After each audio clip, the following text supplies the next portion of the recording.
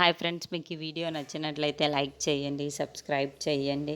విష్ణుని వరలక్ష్మిని విడదీసింది వాళ్ళ అమ్మేనని తెలిసి అక్కడున్న విష్ణు అయితే, ఎందుకమ్మా ఇలా చేశావు, నా జీవితంలోకి ఇలా ఆటలు ఆడుకోవాలనుకుంటున్నావు అని చెప్పేసి వేదవతిని నిలదీస్తూ ఉంటాడు. ఇంతలో అక్కడున్న వేదవతి అయితే అస్సలు నిజం విష్ణుకి తెలిసిపోయింది అని చెప్పేసి ఒక్కసారిగా షాక్ అయిపోయి ఏమీ మాట్లాడకుండా సైలెంట్గా ఉండిపోతుంది. ఇంతలో అక్కడున్న విష్ణు మాత్రం, ఎన్నో బాధలు పెట్టాను వరలక్ష్మిని, తనే ఈ తప్పులు చేసింది అని తనను బాధ పెట్టాను, అలాగే ఎంతో అవమానించాను కూడా. ఇప్పుడు ఆ విషయాలన్నీ తెలుసుకుంటే నా మీద నాకే చాలా చిరాకుగా ఉంది. అసలు నేను ఎంత పెద్ద తప్పు చేశానో ఇప్పుడు నాకు అర్థమవుతుంది.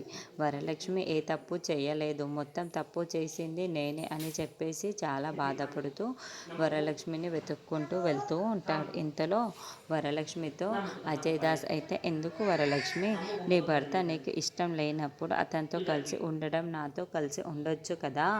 నువ్వంటే నాకు చాలా ఇష్టం వరలక్ష్మి, నేను నిన్ను పెళ్లి చేసుకుంటాను, చాలా ఆనందంగా చూసుకుంటాను వరలక్ష్మి.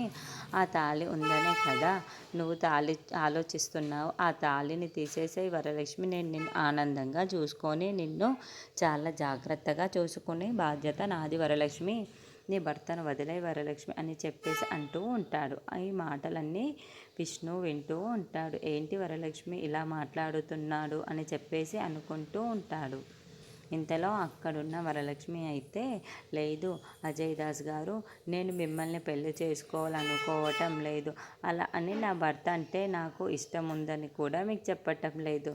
నా భర్త కూడా ఒక్కసారి కూడా నాకు ఇష్టం లేదు, నా భర్తతో నేను కలిసి ఉండడం కూడా నాకు ఇష్టం లేదు అని చెప్పేసి అంటూ ఉంటుంది. ఆ మాటలు వినగానే అక్కడున్న విష్ణు అయితే ఒక్కసారిగా షాక్ అయిపోతూ ఉంటాడు. ఇంతలో అక్కడున్న అజయ్ దాస్ మాత్రం, ఎందుకు వరలక్ష్మి, మరి ఇష్టం లేనప్పుడు, తనకి ఇష్టం లేనప్పుడు, నీకు ఇష్టం లేనప్పుడు ఇద్దరు కలిసి ఉండడం ఎందుకు వరలక్ష్మి అని చెప్పేసి అడుగుతూ ఉంటాడు.